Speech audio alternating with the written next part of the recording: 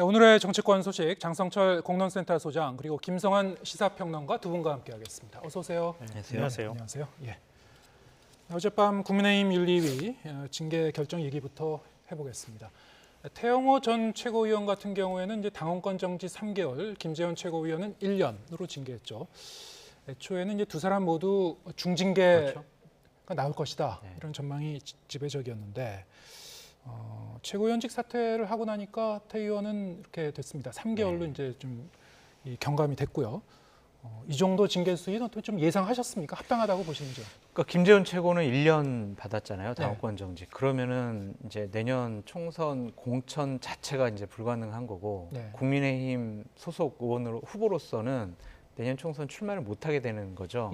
정말 자칫 잘못하면 정치 생명이 끝장날 수 있는 그런 중징계를 받았다라고 평가할 수가 있고요.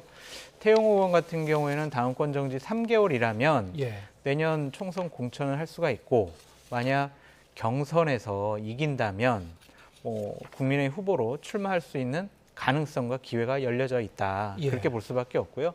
당초에 황정근 윤리위원장이 최고위원 사퇴하면은 우리가 좀 여러 가지 배려도 하고 정치적인 판단도 해보겠다라고 이미 공언을 해놓은 상태이기 때문에 6개월 이하의 경징계가 예상이 됐다라고 말씀드릴 수밖에 없습니다. 태영호 의원으로서는 기사회생할 수 있는 여러 가지 좋은 기회를 잡았다라고 볼 수밖에 없고요. 어쨌든 본인이 국민과 당원들에게 죄송하고 사죄의 얘기를 하고 있잖아요. 그래서 본인은 앞으로 좀 말 조심하고 당을 위해서 좀 헌신하는 모습을 보이면 내년 총선 공천에 기회는 가질 수 있을 것 같다라는 예상입니다. 그래서 합당하다고 보십니까? 3개월. 합당 여부를 제가 판단 못 하겠어요. 왜냐하면은 윤리위원회에서 판단한 것이고 저는 기본적으로 이 정도로 평지풍파를 일으켰으면은 중징계를 해야 된다라는 생각이었는데 글쎄요. 당 지도부랑 윤리위원회가 이런 판단을 한 것은 제 스스로는 조금 좀 합당하지가 않다라고 말씀드립니다. 중징계 이상이라고 하는 거는 이제 최소한 그 공천을 못 받을 정도의 징계를 말하는 겁니까? 공천 신청을 못 하는 거죠. 예를 들면 당원권 정지 10개월 정도 하면은 내년 1월까지거든요. 그러면은 공천 신청을 못 해요. 그러면은 상당한 중징계라고 볼 수가 있죠. 그럼 한 9개월이나 10개월 이상 받으면 일단은 공천 신청 못 하게 되는 거니까. 그렇죠. 현실적으로 봤을 때. 지금 사실 어느 정도 정상을 참작해 자진 사퇴라는 정상을 참작해 좀 경감을 해줄 거라는 예상은 했습니다만 당원권 정지를 사실 3개월 할 수도 있고 6개월 할 수도 있고 선택의 문제 아니겠습니까? 어떻게 보셨습니까? 요즘 대법원도 양형 기준이라는 게 있잖아요. 정치에 양형 기준이 없는 건가요? 이제 장성철 소장께 여쭤보고 싶어요. 태용호 최고하고 그다음에 김재원 최고 두 사람이 그동안에 했던 걸로 보면 누가 사실은 더 중징계를 받아야 되는 겁니까? 어떻게 생각하세요? 태영호 의원도 김재원 전 최고만큼 상당히 좀 국민의힘과 여권에 타격을 주는 그런 말실수를 했다라고 볼 수밖에 없고요. 또한 제주도민 분들에게 마음에 상처를 주는 그러한 좀 말들을 했기 때문에 상당히 경징계를 받았다라고 볼 수밖에 없습니다. 지금 윤석열 정부에서 법칙 계속 얘기하니까요. 법관칙이라고 하는 개념으로 보면 위법성 문제까지 들어가게 된다고 하면 태용호 최고위원이 사실 훨씬 더 무거운 혐의를 받아야 되지 맞는 거 아닙니까? 왜냐 이진복 정무수석이 공천 개입 의혹이 제기될 수 있는 그런 녹취록이 공개가 되기도 했었고요. 지금 쪼개기 후원금 의혹 같은 경우에도 공천을 대가로 해서 돈을 받은 거 아니야라고 하는 또 이것도 범죄 의혹과 관련돼 있는 부분입니다. 근데 두 가지 파문을 일으켰던 거예요. 그게 사람을 잘못 관리했든 아니든 간에 어찌됐든 공개가 된 내용이잖아요. 근데 태용호 최고위원은 앞으로 그 분고쇄신 하듯이 윤석열 정부 성공을 위해서 노력하겠습니다. 그리고 최고위원 자리에서 물러나면 아무리 일반적으로 우리가 법원에서 재판부가 반성을 하기 때문에 장량 강령을 해준다 이렇게 한다 하더라도 그래도 너무한 거 아닙니까? 전 좀 너무하다는 생각이 들어요. 사실은 저는 김재원 최고위원이 좀 살아남을 것 같았어요. 오히려 거꾸로 보면. 왜냐하면 물론 아무리 최고위원을 사퇴하라고 압박을 했다 하더라도 그래도 굳이 무게가 죄의 어떤 무게로 따지면은 제가 볼 때는 태용호 최고위원이 훨씬 무겁거든요. 정치적 책임 문제를 얘기는 할 수 있겠지만 근데 김재원 최고위원은 정강원 목사와 관련돼 있는 얘기했던 게 사실 국민의 입장에서 보면 대통령실 입장에서 보면 좀 기분이 불쾌할 수는 있겠지만 그게 그렇게 공천 못 줄 정도는 아닌 것 같거든요. 결국 이제 호남 여론을 나쁘게 만든 5.18 정신을 언급했던 부분이 제일 이제 죄질이 안 좋다고 볼 수 있는데요. 근데 그거 가지고 사실은 당원권 정지 1년이라고 하는 걸 주고 태용호 최고위원은 최고위원직에서 물러났기 때문에 3개월만 주고 만다? 뭔가 좀 안 맞는 것 같아요. 그러니까 아무리 정치적 해법을 뭐 추구하는 게 정치라고는 하지만 그렇다 하더라도 윤리위원회는 최소한 어떤 죄의 무게에 따라서 판단을 하는 게 필요할 텐데 예. 그런 기준을 별로 보여주지 못했다. 좀 그렇게 생각합니다. 예. 그럼에도 뭐 불구하고 일단 경선을 치르더라도요. 대략 15% 감점을 받게 되어 있습니다. 네. 그러면은 참 공천을 신청을 하더라도 경선을 통과하기가 쉽지 않아 보인다. 공천받기 어려울 거라고 보십니까? 태영호 의원은? 그러니까 만약에 예. 공천 신청을 하고요. 네. 그거 이제 경선으로 해요. 그러면은 여론조사를 하잖아요. 그럼 15% 감점이에요. 예. 그러면은 상당 부분 앞서 나가지 않으면 본인이 공천 받기가 쉽진 않죠. 근데 방금 이제 김상환 평론가께서 이제 말씀하신 대로 공천 그 개입설, 네. 이 녹취록 파문이 워낙이 이제 강하게 제기됐기 때문에 네. 그간에 이제 잇따른 그 설화, 김재원 최고위원의 설화도 좀 약간 그 가려지는 그 느낌이 있었거든요. 그렇죠. 그런데 이제 뚜껑을 열어보니까 이 자진 사퇴, 최고위원 자진 사퇴로 인해서 이렇게 3개월로 확 경감이 됐습니다. 그러면 이 최고위원 사퇴와 3개월 이 징계로 국민들의 그간의 의구심, 네. 어떤 당 이미지, 손상된 당 이미지 이런 게 많이 수습될 거라고 보십니까? 충분히? 부족해 보이죠. 예. 왜냐하면은 자칫 잘못하면 태용호 의원이 말한 것이 사실이라면 용산 대통령실이 내년도 총선 공천을 좌지우지한다라는 예. 의미로 받아들여질 수밖에 없잖아요. 네. 이거만큼 국민들에게 큰 충격을 주는 일은 없을 겁니다. 그리고 당원들, 그리고 현직 국회의원들, 출마하고자 하는 후보자들 상당히 이 부분에 대해서는 신경 쓸 수밖에 없고 되게 위험하다고 생각할 거예요. 그럼 예. 나는 대통령실 잘 보여야 되나? 나 거기 줄대야 되나? 이런 식이 되면은요, 정당의 민주성은 완전히 사라지는 거 아니겠습니까? 예. 그런데 당사자들이 아니라고 그러고 과장이라고 하니까 맞잖아. 그래도 할 만한 증거가 없어요, 저희들한테. 예를 들면 민주당 돈봉투 사건처럼 관련 당사자들의 육성 증언이 나오면 저희들 막 비판을 하고 이건 잘못됐다. 정무수석도 그만둬라. 태용호 의원 원직까지 사퇴해라. 이렇게 강하게 주장할 수 있지만 서로 아니라고 그러고 다른 증거가 없는 한 이것들을 우리가 강하게 뭐 어떤 징계를 하라고 주장하기는 좀 어려운 것 같은데 그래도 일단은 징계했다라는 것 자체에 상당히 국민의힘은 의미를 두는 것 같고요. 네. 이러는 것 같아요. 만약에 태용호 의원을 중징계를 하면은 진짜 태용호 의원이 얘기한 예. 대통령실의 당 공천 개입 이거를 당 스스로 입증을 해주는 거 아니냐 예. 그런 두려움이 있었다고도 보여지거든요. 그렇기 때문에 그거는 에이 거짓말이야 그거는 아니야. 그래서 그 이전에 했던 여러 가지 좀 부적절한 말을 갖고 본인도 반성하고 최고위원도 사퇴했으니까 3개월의 경징계가 내려진 것이 아니냐라는 예. 생각이 듭니다. 네, 제가 말씀드리려고 했던 얘기를 지금 얘기해 주셨어요. 네. 딱 그거라고 저는 생각해요. 그러니까 굉장히 부담스러운 일들이 있는데 그 태용호 최고위원이 최고위원직에서 사퇴해 줌으로써 그리고 3개월 당원권 정지 주면서 그냥 당 차원에서는 그냥 없는 일처럼 묻어버리려고 하는 의도가 전 숨어 있다고 생각해요. 네. 그리고 또 하나가 있잖아요. 뭐 검찰이든 수사기관이 수사 안 할 것이라고 하는 자신감이 있어야 가능한 일이거든요. 네. 그러니까 든든하게 뒷배가 있다고 하는 생각이 있기 때문에 가능한 일인 것 같아요. 만약에 민주당에서 비슷한 일이 있었다고 하면 어떤 일이 벌어지겠어요? 뭐 지금 돈봉투 의혹 사건도 마찬가지고 김남국 의혹 사건도 마찬가지지만 그러니까 검찰이나 이런 데에서 막 수사하고 압수수색 영장 발부하고 하겠다고 인지수사 충분히 할 수 있는 거거든요. 꼭 뭐 고발 들어와야지 수사합니까? 검찰이 언제부터 그렇게 했습니까? 근데 또 얼마든지 가능한 일인데도 불구하고 아주 편안하게 징계주고 그냥 없던 일처럼 만들어 줄 수 있다는 거예요. 그러니까 그런 안심하는 마음이 없지 않고서는 저렇게 징계하기가 어렵다는 겁니다. 근데 일단 이 사건은 공수처에서 수사하기로 한 것 같거든요. 네. 그렇다면은 조금 더 검찰보다는 강한 수사와 조사가 진행될 것으로 예상이 됩니다. 예. 당원권 정지 그냥 3개월이고 그럼 이제 이 3개월 뒤에는 다시 당원으로 돌아오는 그렇죠. 것이고 네. 그리고 총선 앞두고 네. 그럼 공천을 줄 것인가 안 줄 것인가 다시 이제 기로에 서게 되는 것이고 그렇죠. 이 태용호 의원과 관련된 이 국민의힘의 뭐 리스크랄까요? 이거는 끝난 건 아닌 것 같습니다. 이제 현재 진행형으로 좀 더 지켜봐야 될 것 같은데요. 그렇죠. 그런가 하면 이제 김재원 최고위원 같은 경우는 중징계를 받았는데 네. 말씀하신 대로 이 당 소속으로는 공천 신청하기도 어렵게 됐고 어렵죠. 불가능하죠. 그러면 본인이 어떻게 할 것인가, 네. 반발을 할 것인가, 네. 혹시 무소속 출마할 가능성은 없는지 어떻게 보십니까? 본인이 법적인 어떤 대응이라든지 다른 재심 청구 같은 경우에는 심사숙고를 하겠대요. 네. 근데 재심 청구를 해봤자 소용이 없을 것 같아요. 왜냐하면은 법원처럼 1심, 2심, 3심이 있는 게 아니라 재심 청구도 윤리위원회에 합니다. 네. 그러면 윤리위원들이 자신들의 결정을 그래 생각해보니까 좀 심한 것 같은데 그럼 당원권 정지 6개월 이렇게 줄여줄 일은 없잖아요. 예. 그래서 재심 청구는 안 할 것 같고 가처분 신청인데 이것 또한 법원에서 당에서 알아서 한 건데 우리가 이건 개입을 못한다라고 할 가능성이 높거든요. 그러면 국민의힘의 감정만 더 상하게 될 거예요. 그래서 김재원 최고 같은 경우는 심사숙고해서 결정을 하겠다고 했지만 어떤 다른 조치는 취하지 않을 가능성이 높고 예. 앵커께서 두 번째 얘기하신 것처럼 네.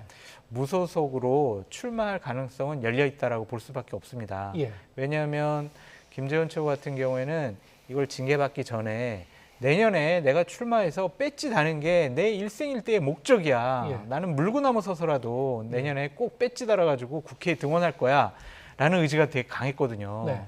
그렇다면은 오히려 저렇게 당원권 정지를 1년 한 것은 결국에는 무소속으로 나가서 자유롭게 출마할 수 있는 길을 열어줬다고도 봐요. 예. 그래서 일각에서는 이러한 이제 얘기들이 있어요. 뭐냐면 본인이 탈당을 해요. 그리고 정광훈 목사랑 손잡고 다른 하나의 당을 만듭니다. 그래서 그 당의 모든 역량을 김재원 전 최고가 딱 찝는 지역, 네. 거기에 모든 걸 다 투입을 해서 본인은 지금부터 막 선거운동을 하는 그런 형식을 보일 수도 있다라는 전망까지 있습니다. 예, 뭐 지켜봐야 되겠습니다만 국민의힘 입장에서는 상당히 좀 당혹스러운 시나리오 같네요. 그렇죠. 예, 어떻게 보십니까? 김재원 최고위원이 과거에 꾀돌이란 별명이 있었잖아요. 네. 그리고 뭐 전략통이라고 불리기도 했는데요. 뭐 충분히 가능한 시나리오로 써주신 것 같아요. 제가 볼 때는 가능하긴 한데 지금 이 국면에서는 만약에 예전 같았으면 모르겠는데 윤석열 대통령이 있는 상황에서 그게 가능하겠는가? 지금 국민의힘 분위기로 봤을 때 뭐 대통령실하고 국민의힘에서는 부정하겠지만 공천에 대통령실이 영향 안 끼친다고 하는 보장이 없는 상황 아니겠습니까? 근데 김재원 최고위원이 거기에 정면으로 맞서는 모양새를 취하면서 나중에 가서 예를 들어서 뭐 정광훈 목사랑 함께 하다가 합당 형식으로 들어와서 거기에 지분을 받아서 다시 공천을 받는다? 네. 이건 좀 제가 볼 때 너무 무리한 시나리오가 아닐까 그렇게 생각하고요. 더 좋은 방법이 있잖아요. 사면 받는 방법도 있을 수 있지 않습니까? 사면? 네. 나중에 당해서요? 가서 당해서요? 네, 급하면 당원권 정지 풀어줄 가능성도 없지는 않죠. 왜 그때 가서 총선돼서 다급한 상황이 막 오게 된다거나 이럴 경우에는 뭐 아무도 예상할 수가 없는 거니까요. 그러니까 제가 말씀드리는 요지는요. 정치의 미래는 아무도 모른다. 그러니까 지금 법적 대응을 하기는 어려울 거고 일단 전국 흘러가는 방향이나 나중에 가서 총선 분위기나 이런 것들을 좀 살필 가능성이 매우 높다. 그때 가서 상황들을 판단해도 늦지 않을 것이다 이렇게 생각해요. 아니 이럴 수도 있어요. 뭐냐면 정광훈 목사랑 당을 만들어가지고 네. 비례 정당을 만드는 거예요. 그래서 비례대표 의석수를 확보하는 예. 그러한 전략을 쓸 수도 있다라고도 보여집니다. 그러니까 어제 의지가 너무 강해요. 내년에 꼭 배지를 달아야 되겠다라는 예. 의지가 너무 강해가지고 어떠한 수를 다 강구해 볼 것 같아요. 지금 그거를 지금 연구하는 지금 단계가 아니냐라는 생각이 듭니다. 글쎄요, 뭐 두 분이 이제 여러 가지 이제 정치적 상상력을 발휘하셔서 뭐 다양한 시나리오를 이제 말씀해 주셨는데, 뭐 그건 좀 지켜봐야 될 것 네. 같고요. 그렇다면 이제 국민의힘 입장에서는 이 최고위원 리스크, 네. 일단 뭐 급한 불은 껐는지 모르겠습니다만, 그동안 이제 제기됐었던 여러 가지 문제가 있는데요. 이를테면 이 녹취록 파문과 관련해서 많은 사람들이 이제 상상했던 것들이 있지 않습니까? 녹취록 내용을 보고 네. 이 당과 대통령실의 관계가 어떻게 되는 거야? 이런 문제. 전당대회 과정에서부터 이제 쭉 그 맥락이 이어지는 거기 때문에, 그리고 정광훈 목사로 상징되는 이른바 이제 구구 보수 세력과의 관계 설정을 어떻게 할 것인가? 여러 가지 이제 문제가 남아 있는 것 같습니다. 그리고 또 김기현 대표, 이제 뭐 이 김기현 호가 출범한 지 얼마 안 됐습니다만, 이게 당에서 영이 안 서는 거 아닌가? 뭐 이런 얘기도 나오고 있고, 이게 어떻게 해 나갈 것 같습니까? 김기현 대표는 앞으로 리더십을 계속 유지할 수 있을까요? 그러니까 저는 이미 다 그 판단은 끝났다고 생각해요. 그리고 구조적으로도 김기현 대표는 결국 윤석열 대통령의 마음을 얻어서 당대표가 됐다고 하는 걸 부인하기 어려운 상황이잖아요. 그러니까 김기현 대표의 리더십을 가지고 당을 운영하기는 쉽지 않을 것이다 이렇게 생각하고요. 결국은 총선까지 가는 데 있어서 대통령실하고 어떻게 손을 맞춰가느냐, 손발을 맞추는 게 제일 중요한 과제가 될 겁니다. 그러니까 독립적으로 당을 운영하기는 매우 어려운 상황일 것이다 네. 이렇게 생각하고요. 그리고 정광훈 목사하고 선을 긋는다? 저는 그냥 애매모호하게 이렇게 갈 것 같아요. 뭐 어떻게 선을 긋겠다는 얘기인지도 잘 모르겠어요. 뭐 정광훈 목사와 관련돼 있는 사람을 강제 출당시킨다고 하는 것도 어떻게 조사해서 어떻게 출당시킬 수 있겠습니까? 그것도 제가 볼 땐 쉽지 않아요. 그리고 거꾸로 얘기하면 국민의힘이 빚진 게 너무 많아요. 정광훈 목사한테. 왜냐하면 국민의힘이 탄핵 이후에 질이 멸렬한 상태였을 때 끊임없이 아스팔트 보수하고 태극기 집회하고 거기에 종교 집회까지 섞어가면서 광화문 집회를 계속 주도했던 당사자기도 해요. 그러니까 그 다 쓰러져가는 당에서 그렇게 해서 사람을 끌어모으기 시작해가지고 결국은 국민의힘이 다시 일어날 수 있도록 하는 가장 자양분이 됐던 역할을 했단 말이에요. 근데 지금에 와서 정광훈 목사 세력하고 우리하고는 완전히 달라. 그러면서 선을 쫙 끊는다고 하는데 뭐 그을 방법도 마땅치 않고 이렇게 애매모호한 상태로 계속 가게 될 것이다. 결국은 극우하고 선을 긋기는 매우 어려울 것이다. 저는 그렇게 생각합니다. 네. 그럼 리더십이 좀 휘청거리면서 계속 간다면은 국민의힘 입장에서도 총선까지 이렇게 갈 수 있을까 생각을 할 수밖에 없을 것 같은데 어떻게 보십니까? 좀 리더십 다시 이제 구축을 하고 새롭게 네. 이미지 쇄신하고 네. 김기현호가 좀 더 단호한 모습으로 이런 이 문제를 좀 타파해 나갈 수 있을 것 같습니까? 아니면은 좀 어려울 것 같습니까? 저는 좀 지도 체제를 안정화시켜서 네. 김기현 대표가 권위와 리더십을 세울 수 있는 기회가 마련됐다라고 전 말씀드리고 싶어요. 왜냐하면 지금까지는요 최고위원들이 말을 안 들었어요. 예. 그래서 본인이 하고 싶은 말 방송에 나가서 막 하니까 저런 사고들이 많이 나왔잖아요. 그런데 저렇게 징계를 했기 때문에 최고위원들과 지도부의 구성원들이 상당 부분 말 조심할 가능성이 높다라고 네. 말씀을 드리고 또한 6월 9일 이전에 네. 국민의힘에서는 전국위원회를 열어서 새로운 최고위원 한 명을 선출을 해야 되잖아요. 네. 그때 만약에 김기현 당대표가 본인의 측근을 전국위원회를 통해서 최고위원으로 선출할 수만 있다면 예. 지도체제는 상당히 안정화될 것이고 예. 김기현 당대표의 리더십과 권위는 한층 더 강화될 것 같아요. 예. 그래서 저는 김성환 평론가님과는 좀 다른 전망이에요. 그래서 오히려 이번 사건을 통해서 김기현 대표에게 보다 더 큰 권위와 리더십이 부여될 가능성이 높다. 예. 그것을 채우는 마지막 활용 점정은 최고위원 선출이다라고 말씀을 드립니다. 네. 최고위원 후임 최고위원회는 뭐 친윤계가 친윤계라기보다는요 김기현 대표 체제를 좀 더 강화시킬 수 있는 예. 김기현 대표와 아주 가까운 사람으로 김기현 대표가 선정을 할 것 같다는 생각이 들어요. 예. 그러니까 한 명만 출마를 하면요 전국위원회에서 찬성 반대를 하고요 2명 이상 출마를 하면 이제 투표를 해서 선출을 하게 돼요. 근데 보통은 저렇게 보궐선거로 이루어지는 최고위원 선거는요 한 명만 사전에 그냥 합의를 해서 예. 뭐 선출을 하거든요. 그러고 나서 찬반 투표. 예. 네. 그렇다면 당 대표가 선호하는 사람이 이번에 당선될 가능성이 높다. 후보로 예. 등록할 가능성이 높다라고 보여집니다. 만에 하나 친윤계가 아니고 좀 더 균형을 이룰 수 있는 이른바 이제 비운이라고 할 만한 인물이 추천될 가능성 뭐 전혀 없습니까?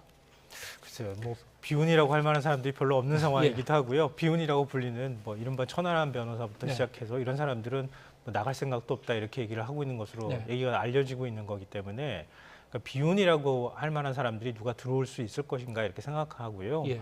말씀하셨던 것처럼 김기현 대표하고 손발 맞출 만한 사람 네. 그런 사람을 아마 대통령실에서도 이번엔 김기현 대표가 나름 뭐 하시오 이렇게 얘기할 가능성도 있다 이렇게 생각하는데요. 예. 그러니까 제가 말씀드렸던 주도권을 갖고 오지 못한다는 말씀은 뭐냐면 지금까지 국민의힘 운영되는 거 한번 봐보세요. 쟁점 법안이라고 하는 건 민주당이나 야당이 국회에서 처리할 때 국민의힘에서 하는 얘기가 뭐였어요? 대통령이 거부권 행사할 거야. 협의하거나 아니면 머리 맞대고 그걸 다시 끌어올 생각은 안 하고 대통령이 거부권 행사할 거야. 계속 끊임없이 그 얘기만 반복했어요. 그러니까 대통령실이 키를 쥐고 있는 거예요. 지금 국민의힘 운영을. 앞으로도 이게 바뀔까요? 지금 취임 1주년 뭐 물론 대통령하고 대통령실이 주목받을 수밖에 없는 시점이긴 하지만 앞으로도 저는 이렇게 갈 것 같아요.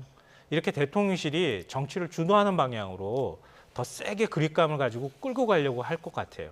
그게 총선에 있어서 유리하다고 아마 대통령실에서는 판단했다고 저는 보거든요. 예. 그런 상황에서 국민의힘이 눈에 보이겠습니까? 네. 아마 주목도를 끌긴 저는 어려울 것이다. 리더십을 만들기 어려울 것이다라고 예, 생각합니다. 알겠습니다. 더불어민주당 얘기도 해보겠습니다. 이제 김남국 의원의 코인 논란 정말 글자 그대로 일파만파로 확산되고 있습니다.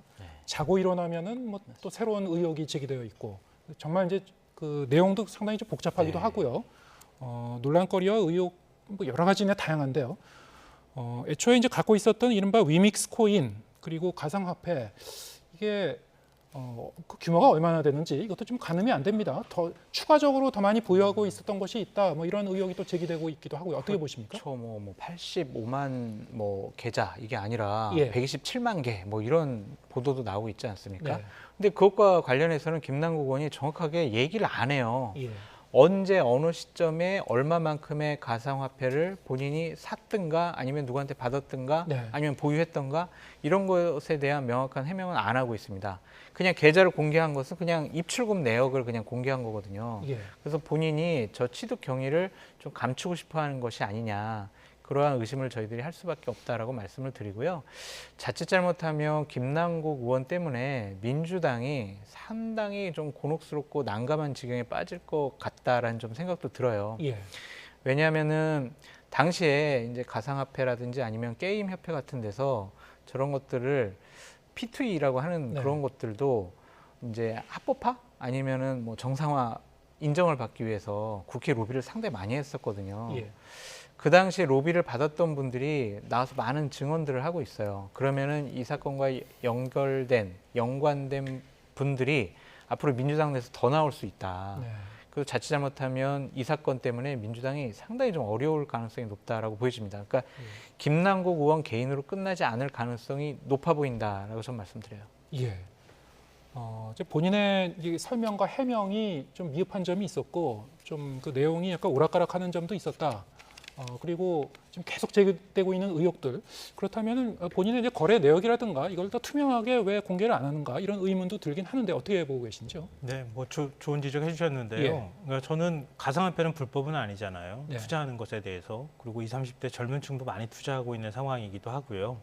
그러니까 그런 젊은 층이 그 동안에 이제 가상화폐 규제를 하려고 할 때 굉장히 거세게 반발을 했었잖아요. 네. 주식시장하고 뭐가 다르냐?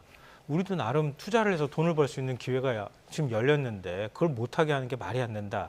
그래서 사실은 가상화폐 과세도 유예했던 거 아니에요, 결국은. 네. 그러니까 그런 측면에서 바라보면 이거는 불법이다 아니다의 경계에서 그러니까 불법이야라고 규정하기는 좀 어렵다 이렇게 생각하고요. 다만 이제 몇 가지 논점이 있는데 국회의원이 이렇게 가상화폐 계속 투자하는 게 이렇게 맞았느냐 예. 이런 도덕성에 관한 문제가 하나 제기될 수 있을 것 같고요. 둘째로는 이해충돌에 관한 문제일 거예요.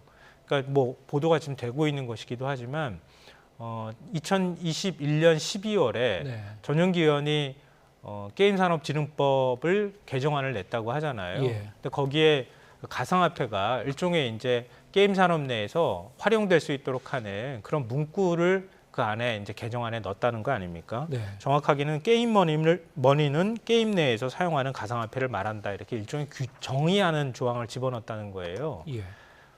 그때 김남국 의원이 11명 발의자 그 중에 한 명으로 참여를 했거든요. 근데 그 시점에 만약에 위믹스라고 하는 실제로 그 게임 업체에서 아까 플레이투원 말씀하셨지만 게임 업체 안에서 게임 내에서 가상화폐 거래가 가능한 네. 이런 것과 관련이 있는 그런 가상화폐 코인에다가 투자를 하고 있었다고 하면은 이해충돌 문제가 제기될 수 있을 것이다. 그때 뭐 가상화폐가 오르고 안 오르고의 문제를 떠나서 그렇게 생각하고요. 마지막으로 해명에 관한 문제인데 저는 이게 제일 큰 문제라고 생각해요.